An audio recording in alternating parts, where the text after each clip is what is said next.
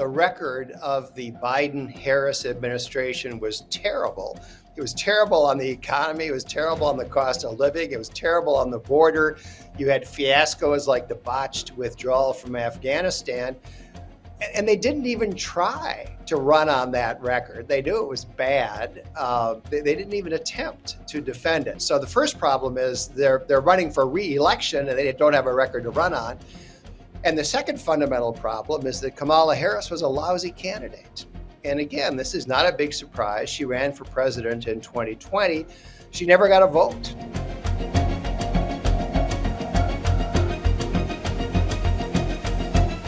Welcome to another episode of Counterculture, the show that stands at the intersection of reason and faith in the battle against sentimentality.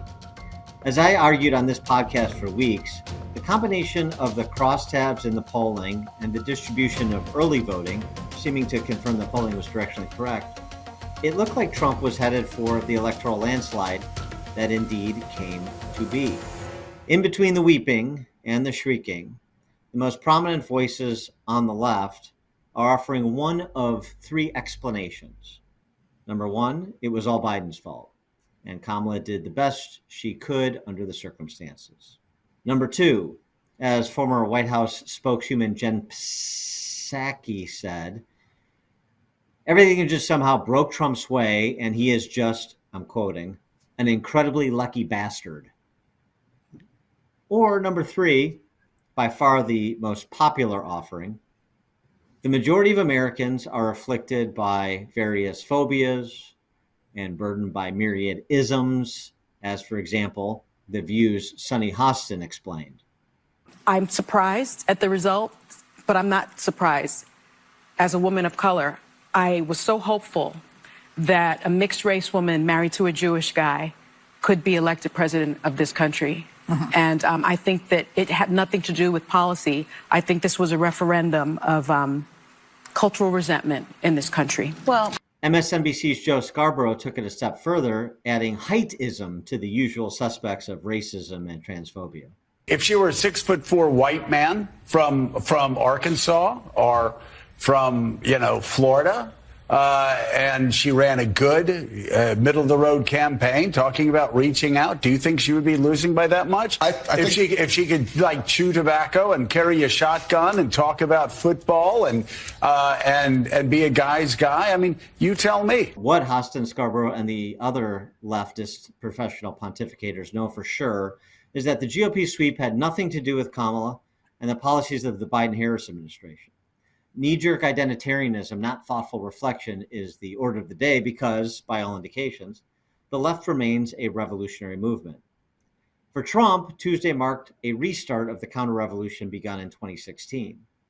Trump and Republicans have the federal government and a majority of the governors and state legislatures.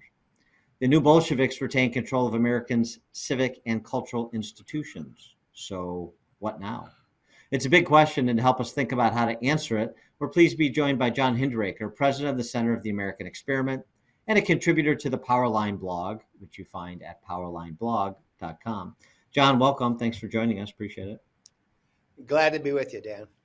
So let's start with your summation of what you think happened on Tuesday, why Trump and Republicans were able to take control of the presidency and the Congress.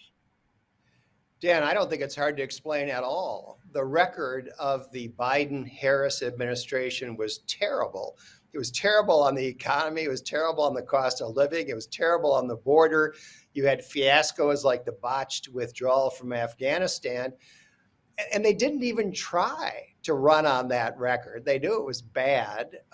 They didn't even attempt to defend it. So the first problem is they're running for re-election and they don't have a record to run on.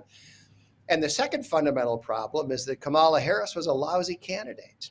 And again, this is not a big surprise. She ran for president in 2020. She never got a vote. She was out of the race before the Iowa caucuses. The voters just didn't much like her. And so I don't think it's hard to explain why Trump won. I think the only thing the Democrats had going for them, thought they had going for them, was hatred of Donald Trump. And so they devoted the entire campaign to trying to stimulate hatred and fear of Donald Trump, because it was the only way that they thought they could win the election. And at the end of the day, a majority of American voters rejected that attempt. They liked Trump's policies. Some of them loved Trump. Trump's a very popular guy in some quarters. But I think the reason why he had the record support from Latinos, for example, from Blacks, especially Black men, increasing support from Asian Americans, and record support from Jewish Americans, was his policies. These are people who suffered under the Biden-Harris administration, and they were looking for an alternative. And while Kamala Harris was talking about abortion and about, joy or whatever it is she was running on, Trump was talking about the issues. And so I don't think it's at all hard to explain why Trump won. I think the Democrats tried to implement what was inherently a long shot strategy, and they couldn't make it work. Well, and it's interesting too, because we've talked a lot about Trump's coalition and the improvements he made among Black and Latino voters, among Arab American voters in Michigan as well. But there was something else too that runs counter to the argument they're making now, that the problem is she was a Black female and America's not ready for it. Typical argument. Just like America wasn't ready for a female when Hillary Clinton was running. And so that's the only thing that could possibly explain her loss. But what happened actually when she entered the race and there was this enthusiasm is Donald Trump, his support among older voters and white voters shrank. And this is why she had developed a little bit of a lead in the early days. But then after about 5 or 6 weeks going into late October, that had reversed. So, on the one hand, you hear the Sonny Hostins and the Joe Scarboroughs and all of the other mouthpieces talking about racism and sexism. Wait a second.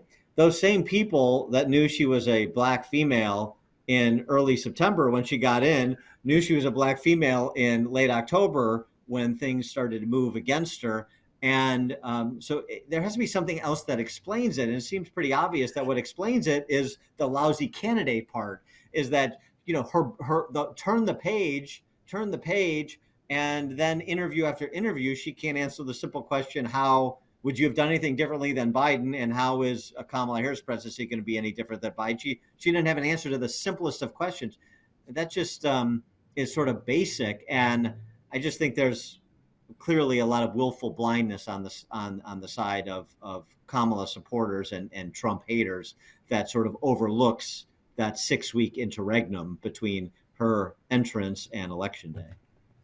Dan, you make a great point. From the Democrat standpoint, of course, Kamala Harris was a DEI candidate. Their message in large part was vote for Kamala because she's a Black woman. So when people didn't vote for Kamala, they say, well, it must be because she was a Black woman, right? But the reality is that they simply can't seem to acknowledge is that the large majority of Americans didn't care that she was a Black woman.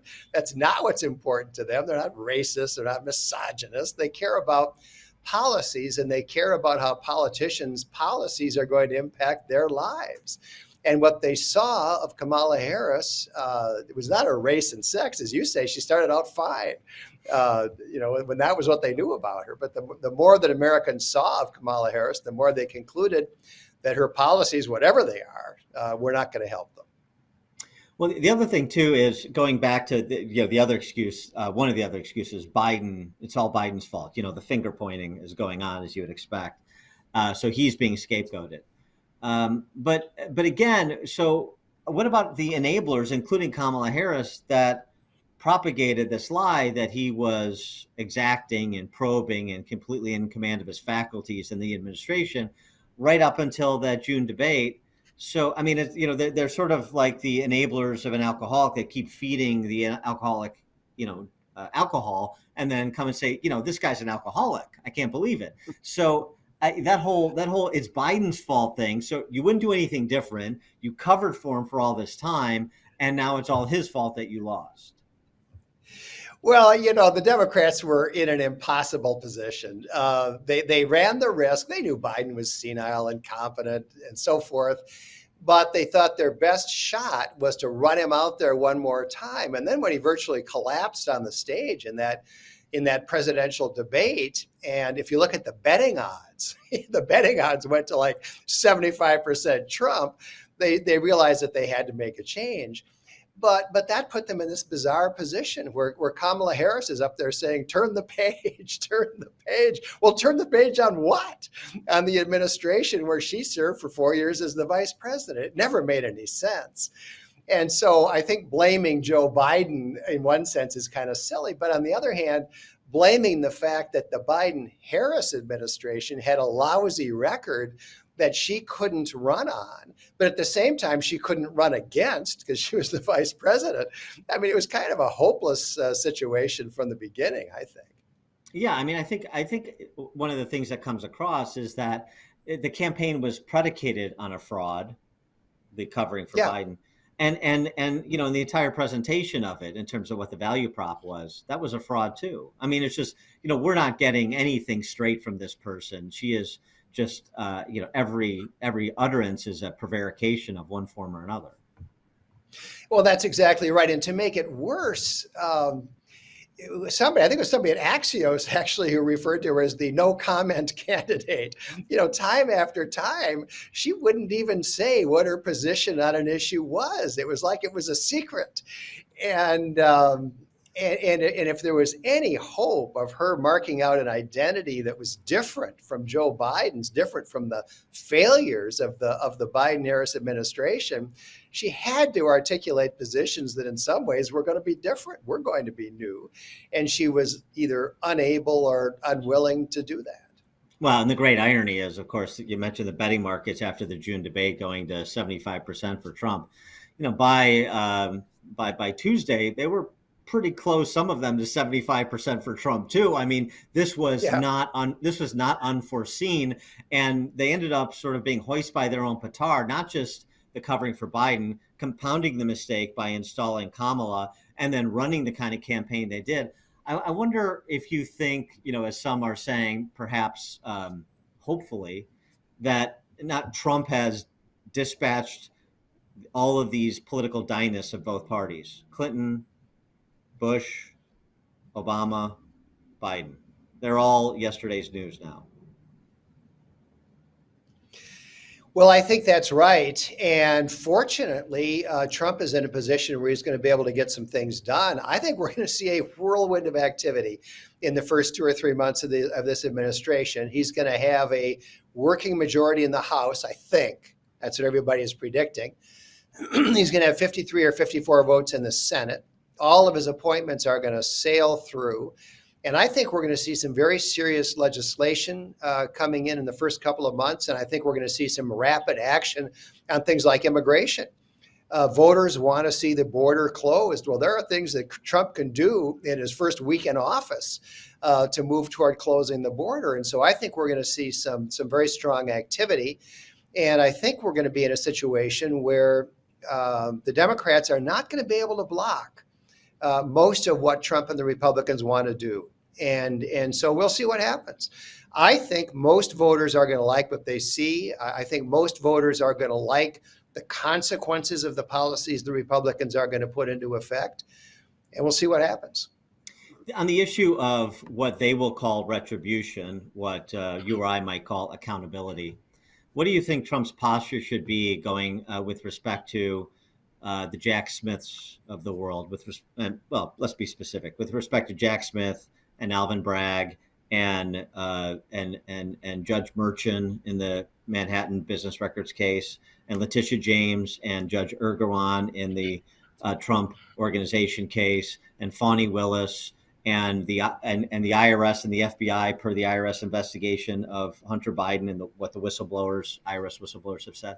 How should Trump deal with that? Does he just move quickly to get an attorney general in charge and leave that person to his own devices, sort of knowing what they will do, wash his hands of it and focus on the border and focus on Elon Musk's efficiency commission and so forth to reduce federal spending?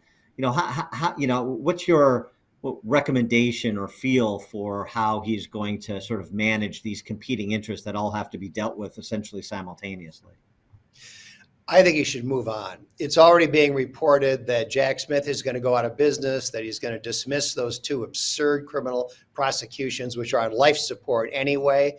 There isn't really much that Trump can do about state prosecutions, and I don't think there's much that he should do. There are news reports that the judge, I forget his name, that presided over the ridiculous, Stormy Daniels prosecution, Merchant, yeah. He's the guy that, in my opinion, should go to prison. Well, Alvin Bragg, the DA that brought it. I mean, if there was real accountability, Alvin Bragg ought to be wearing an orange jumpsuit, in my view. But Trump can't really make those things happen. And I think that those DAs, law enforcement people, are going to be backing off. They can't do anything while Trump is in office. 4 years are going to go by. He'll be 82 years old. There's going to be no appetite to try to resurrect those cases in 4 years. But I do think where federal agencies are involved, I mean, Trump needs to reform the leadership of the FBI and the CIA and the IRS, and he should make no bones about that. He should appoint a new FBI director. He should appoint an attorney general, obviously. He should appoint a new CIA director, and they should have a clear mandate to clean up the leadership of those agencies. I don't think there's a big problem with the rank and file agents of the FBI or the rank and file agents in the CIA, but there's a huge problem in the leadership of both of those agencies, and Trump has got to clean it up. And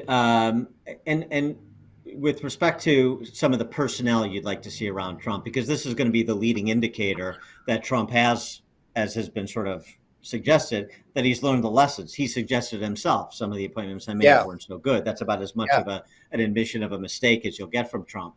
And so I wonder when you're talking about these sensitive positions, Attorney General, FBI Director, CIA Director, DHS, Homeland Security Director, who are the types of people, Secretary of State, who are the types of people you're looking for that, some of whom are being rumored right now, to indicate that Trump really has learned the lessons, and this is going to be, basically an ass-kicking administration when it comes to the way things have always been done in Washington? Well, I have not seen extensive lists of names. I've seen some, and the lists that I've seen have been very good.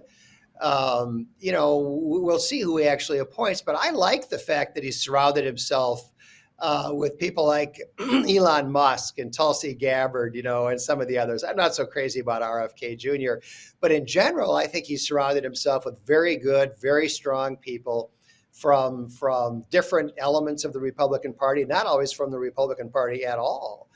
And we'll have to see who he picks for some of these positions. For example, I've heard no speculation at all about FBI director. Have you?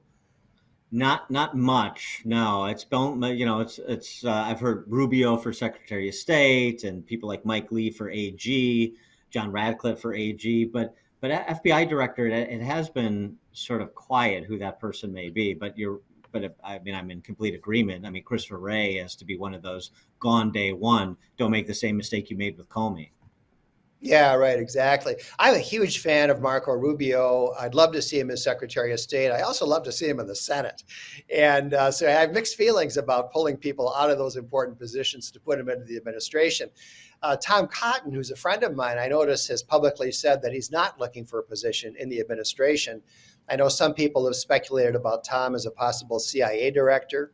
I think there are people inside the CIA who would love to see that, but I think he's taken himself out of that contention and wants to stay in the Senate instead. So we'll see a sorting out over the next month or two of where people come to rest. But the big difference, I think, Dan, is that this time around, Trump is really prepared. When he won in 2016, I don't think he expected to win. He did not have a good transition in place. He did not have a lot of ideas about nominations. What he did know was that he didn't want to do what usually happens, that is recycle all the old Bush people, right? That would be the normal thing, is you'd staff your administration with the leftovers from the last Republican or the last Democratic administration. He didn't want to do that. And of course, not having been a lifetime politician, he didn't have a big band of followers, ready to plug into these positions. I think the second time around, he's much better prepared. He expected to win. He understands what it takes to staff an administration. He just knows a lot more people now. And I think we are going to be pleasantly surprised. I think we're going to like what we see as he fills out the administration. Well, one of the lessons learned from the first term is, he didn't want to do the Bush holdovers. The Bush holdovers, you didn't have to bring them in. They were already there. They never left. I mean, that was part of the problem, an understanding of the layers of bureaucracy and connections that persist regardless of who's present.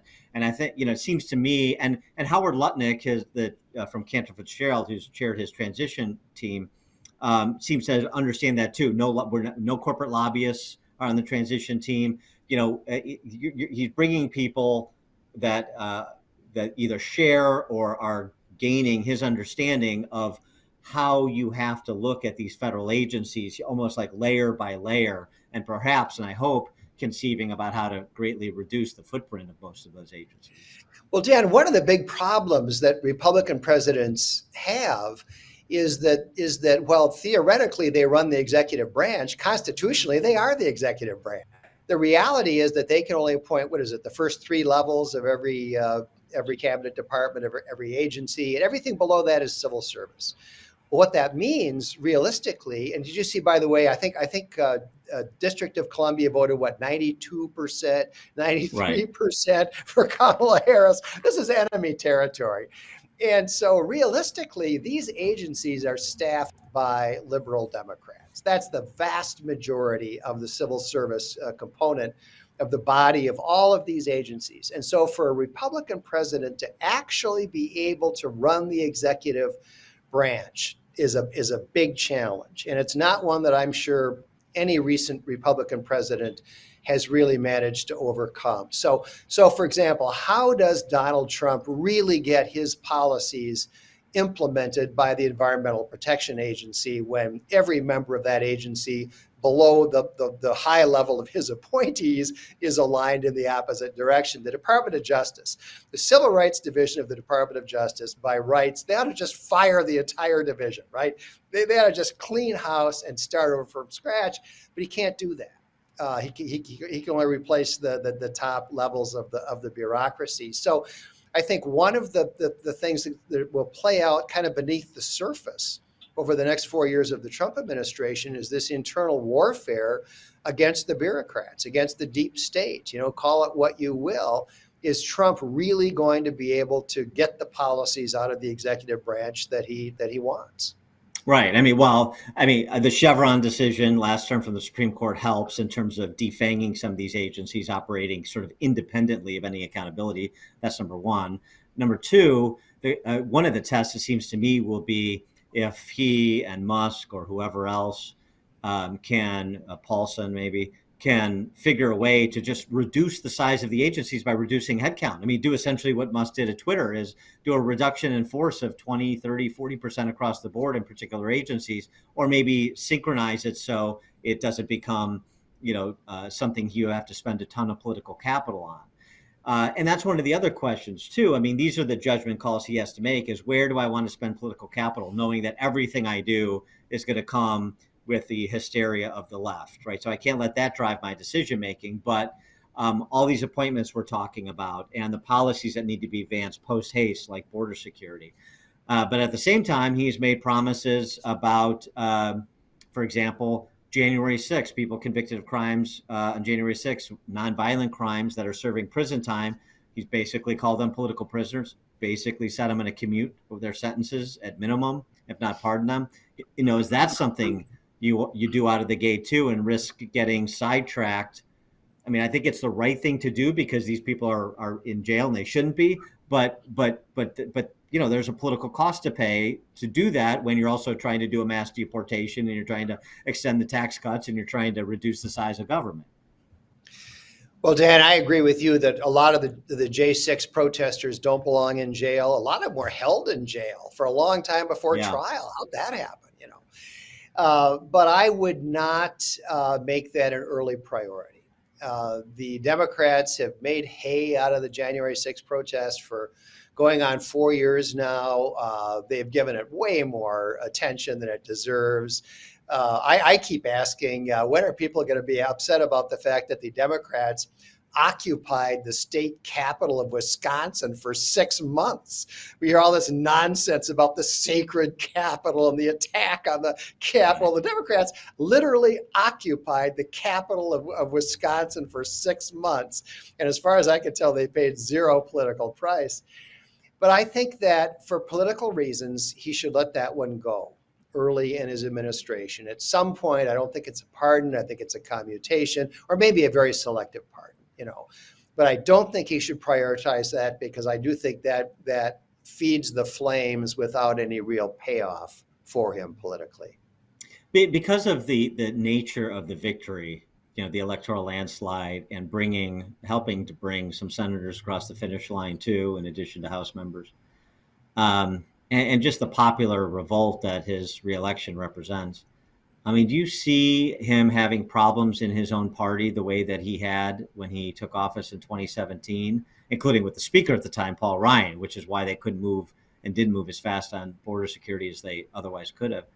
I mean, do you see any stumbling blocks for him? I mean, not the one or two off senator like Collins or Murkowski, but like a leadership problem with whoever the Senate majority leader is, or any problems with leadership in the House? I see no problems at all. The Republican Party has been transformed. Obviously, we got Mike Johnson in the House. I think he's doing a terrific job, 100% aligned with Trump. I think John Thune is probably going to be the majority leader in the Senate. Thune is a very conservative guy. He predates Trump. You don't think of him as a big Trump acolyte, certainly, but he's going to be completely aligned, I think, with the policy agenda. And I think they're going to have at least 53 votes. They might have 54. So the Lisa Murkowski, is not going to be able to demand to get her way at critical points.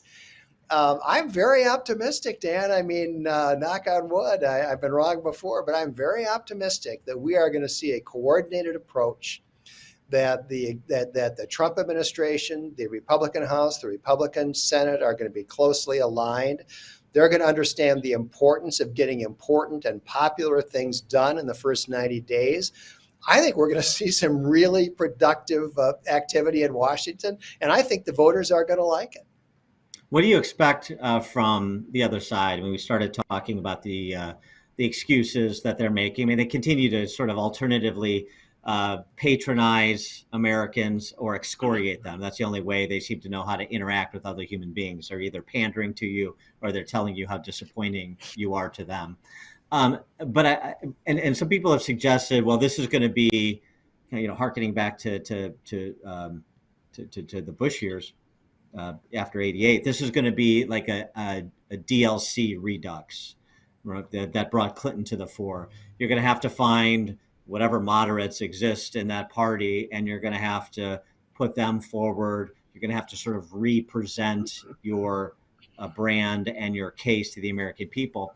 And that's an easy thing to say, but you look around that party, old guard, new guard, and you just don't see who those voices exactly are and how you would move where the critical mass is, which is Bolshevikism, how you just move these people out of the way, particularly when they're out continuing to prosecute the identitarian case, as you've heard the last 48 hours.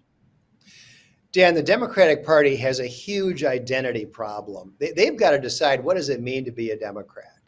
And in recent years, the predominant answer has been neo-Marxism. It's been a Marxism based on racial and sexual identity as opposed to class identity. And it's failed. DEI is unpopular with the American people. The American people believe in merit. They don't like race discrimination. They don't like sex discrimination. That neo-Marxist approach is unpopular. It is not going to succeed.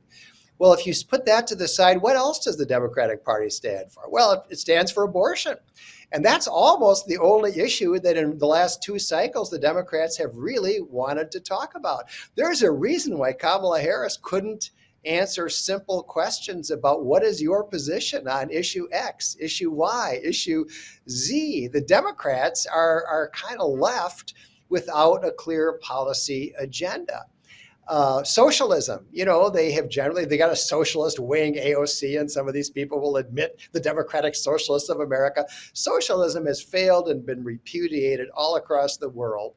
And as the Democrats have evolved toward being an upper class party instead of a working class party, or traditional socialism has got zero appeal, right?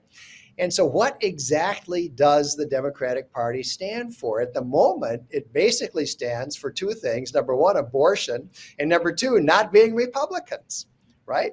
And so their campaign in 2024 basically was all about trying to stimulate hatred of Republicans. Republicans are fascists, they're Hitler, they're dictators. Well, that's ridiculous. These false accusations are not the substance of a major political party. So I think the Democrats are in a very tough corner, and they've got to come up with a way to define a new identity, which is not neo-Marxist, which is not merely identitarian. And to the extent that there are populist economic themes that they could seize on, Trump has kind of beaten them to those themes, right? I really am not sure where the Democrats go at this point. It'll be really interesting to see if you have some aspirant to the White House on the Democrat side, some governor or big city mayor, maybe Eric Adams. Although, I mean, not that he's necessarily aspirant to the White House when he's under indictment at present, but somewhere somebody's going to say, you know what, I need to break from even perhaps the positions I've held up until this point, the way that Kamala did out of necessity.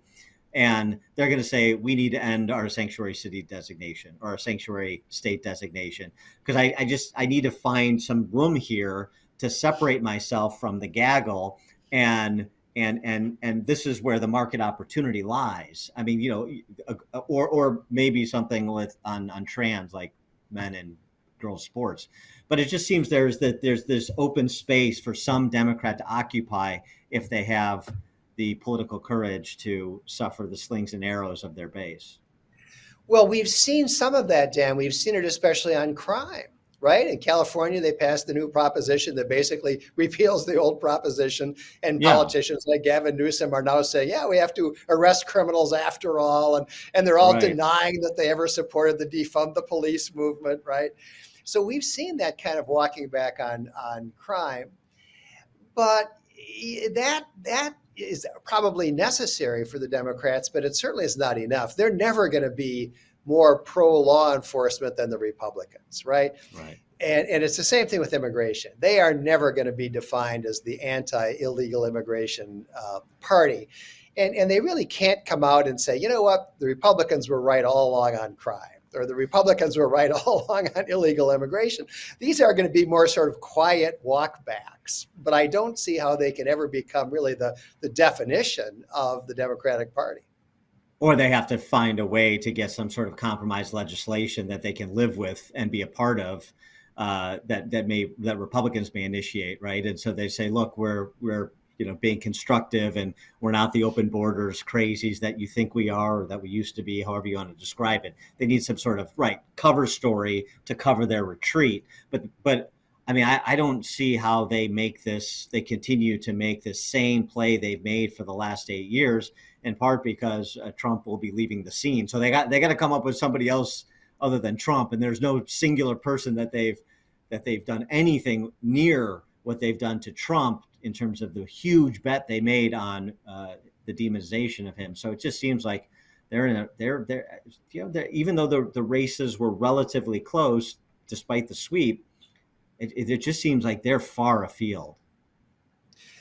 I think that ideological confusion, you don't immediately pay a price for ideological confusion. There are a lot of factors, a lot of moving parts, a lot of historic attachment that people have to parties and so on.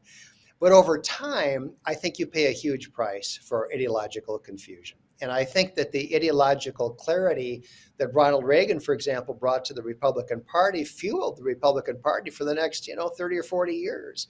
Yeah. And I think that the ideological, not totally different, but somewhat different ideological core that Donald Trump has brought to the Republican Party is going to fuel the Republican Party for quite a few years to come. I think at the moment, the Democrats don't really have an ideological core that is solid and that they can run on, not just today, but for cycles to come. But to go back to your point about what did they call it, the DLC, the Democratic Leadership Council, Right. that got behind Bill Clinton and so forth. I agree with you. I don't see that moderate element anywhere in the Democratic Party. Yeah, I mean, right. You think about people in high-profile positions, governors and senators, and they've all been in lockstep with this. I mean, I maybe there's some relatively new faces like a Wes Moore in Maryland, black gentleman, military experience, under 50. If he doesn't, completely behave like a Maryland Democrat, maybe somebody like that could emerge. But you always want to have an understanding of the landscape and what your political opponents are doing. And what they're doing right now is completely melting down before us. There's a related problem they have too, Dan, which is the predictions they've made and the characterizations they've made, right? Donald Trump, he's going to set up internment camps, right? As if the president had the power to do that. I mean, it's absurd. It's absolutely absurd. The governor of New York, Trump is a fascist. He's a Nazi. He's another Hitler. Well, it's going to be blindingly obvious over the coming 4 years that Trump is not a Nazi. He's not a Hitler. There are no internment camps. He's not arresting journalists. I mean, all these things. 2024 is not going to be our last election. No, right, exactly. So they're going to be sitting there with egg on their face looking really stupid. Well, at the same time, in substantive policy terms, their cupboard is really empty. Other than yammering endlessly about abortion, what have they got? I think they are facing a real problem. What do you think about the DC press corps? Their comm shop, basically, because you read the responses from the Gang of 500, the New York Times, and the Amazon Post, and just like MSNBC, CNN. I mean, the responses, it's like they cut and pasted the responses they had to Trump's victory in 2016 and are reusing them in 2024. Well, one of the things that we've seen this year, it's a process. It's been going on for the last 20 years. The diminution in power of what used to be called the mainstream media. I don't call them that anymore. We've had a total fragmentation of information sources, of media sources. And I think one of the takeaways from this election is that the power of the liberal, what I call the Democratic Party media, whether it's the New York Times, the Washington Post, CNN, the Associated Press, CBS News, NBC News, the power is gone. And the reason the power is gone is that no one takes them seriously anymore as arbiters. No one thinks that they are neutral and objective. No one thinks they have superior expertise. No one thinks that they have got some kind of authority, right? They are viewed as what they are, advocates for the Democratic Party and for liberalism, and they're treated as such. And so I think one of the great things that we saw in this election, but again, it's building on something that's been going on for a long time. And you may remember, Dan, back in 2004, my website got kind of famous because of the role that we played with respect to exposing 60 Minutes and CBS News for the lies they were propagating about then President George W. Bush. And that was one of the seminal events 20 years ago that really led to the eroding of respect for what at that time was still regarded as an important institution, the mainstream media. Well, now Donald Trump can go on the Joe Rogan podcast and actually have a conversation for 3 hours where they really talk about things. And it turns out that is a lot more effective than the 15-second sentence fragment snippets that they want to put on CNN to make Trump look bad. So I think this is another area where the Democrats are just facing a major, major problem. The capital that those press institutions once had has all been spent. The capital is all gone. Before I let you go, I know you're up in Minnesota, so Tuesday night was a twofer for you. You got President Trump and Republicans, but you're fortunate now that Tim Walz will return and be your governor. So you've got that good news coming your way. Tim Walz, as somebody who knows him intimately, because you're up there and you pay attention to these things locally as well, were you surprised how Tim Walz performed on the trail? In retrospect, do you think Kamala regrets that pick? I have no idea what she thinks in retrospect. She should regret it. I was a little bit surprised. I mean, my organization has been following Walz closely for 6 years now, almost 6 years, writing extensively about his policies, his actions. And it was really interesting to see how the Minnesota press is unbelievably quiescent. I mean, it's like the national press, only worse, only more so. And it was interesting to see how when Tim Walz got in the glare of the national spotlight, some things started getting attention that had not gotten much attention in the years he's been in politics here in Minnesota. Things like his military record, but other things as well. And some of the policy failures that my organization has been writing about for years started getting national attention, which they had not gotten in the past. You know, Minnesota is one of the states that people are leaving. It's like California. It's like your state of Illinois. It's like New York. People are not moving into Minnesota. They're moving out of Minnesota. And it's for the same reasons that they're moving out of California and Illinois and New York. Our taxes are too high. Our economy is moribund. Our regulatory regime is unproductive. And instead of trying to make this a better state, our government is going down the DEI route. It's going down the gender, route. And Tampon Tim, right? Tampon Tim, yeah, Tampon Tim. And Tim Walz is going to, after that performance in the vice presidential debate, I mean, it was terrible. There were moments in the first half hour of that debate when I was seriously starting to wonder whether Tim Walz might flee the stage. I mean, he was absolutely terrified. And he's going to return to Minnesota a wounded politician. There had been talk about him running for a third term. My guess is, which you can do in Minnesota, my guess is that's going to be off the table. I think he's going to serve out the 2 years he has remaining on this term, and he's going to be departing the scene. Well, maybe Tim and Gretchen and Kamala and Doug can spend some quality time at Lake Wobegon in their political retirement. John Hinderaker, he is the president and center of the American Experiment, contributor to Powerline blog, powerlineblog.com. John, thank you as always for your time and insights. Appreciate it. Good talking with you. Great to be with you, Dan.